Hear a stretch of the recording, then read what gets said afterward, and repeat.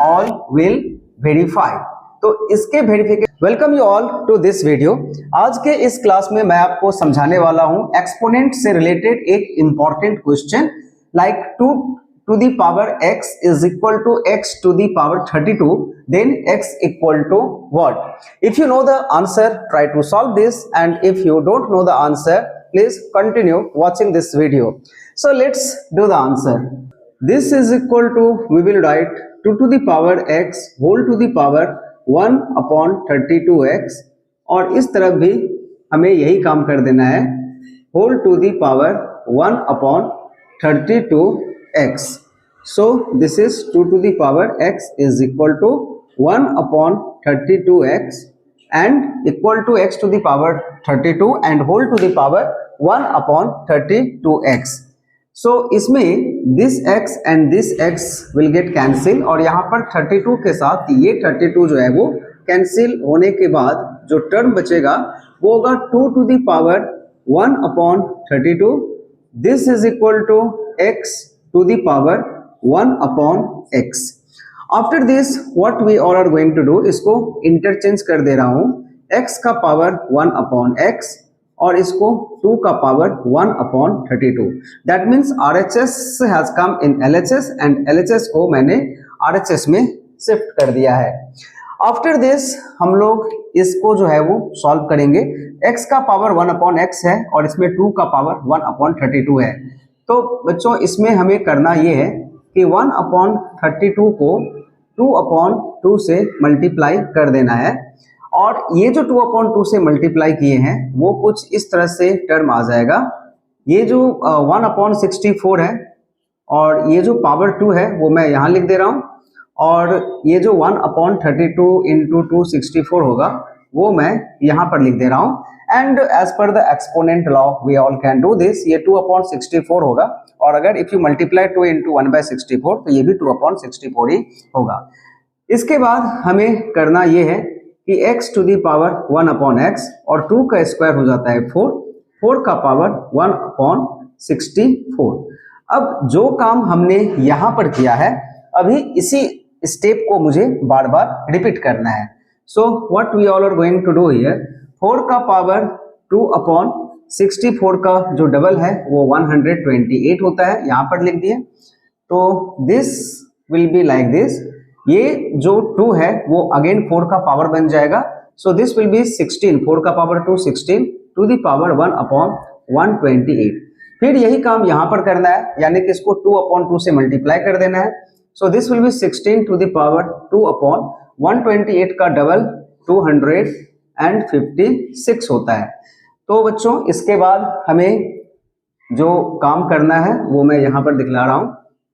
After this x to the power 1 upon x right is equal to 16 का power 2 यहाँ पर and whole to the power 1 upon 256, 1 upon 256. After this ये हो जाएगा x to the power 1 upon x और 16 का square होता है 256 to the power 1 upon 256.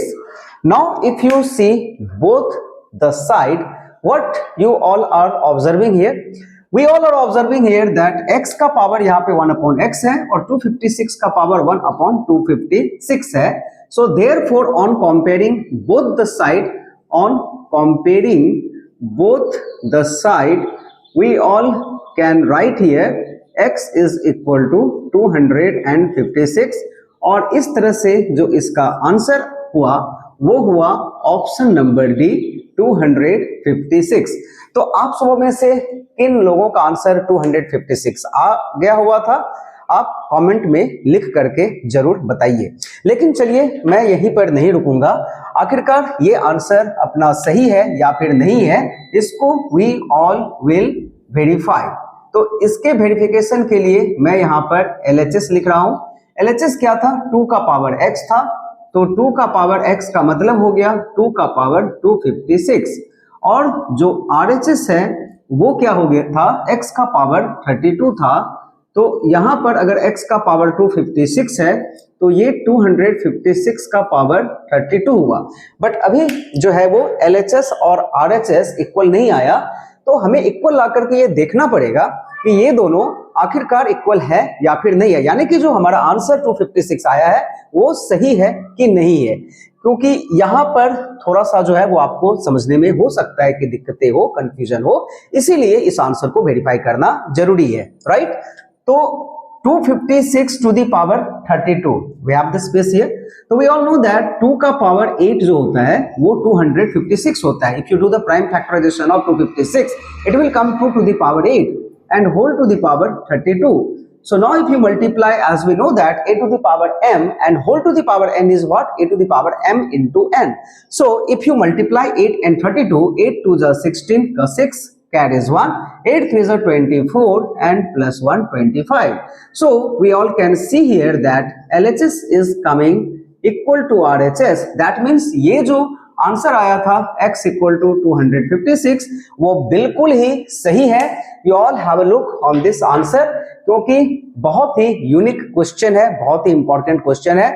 If you want to see this type of question with its solution, please do subscribe my channel and don't forget to like the video and subscribe the channel. That's all for today's class. मिलते हैं एक नए प्रश्न, एक नए मजेदार और interesting math के क्वेश्चन के साथ अपने अगले वीडियो और अगले क्लास में। तब तक आप सभी खुश रहें और स्वस्थ रहें। Bye bye.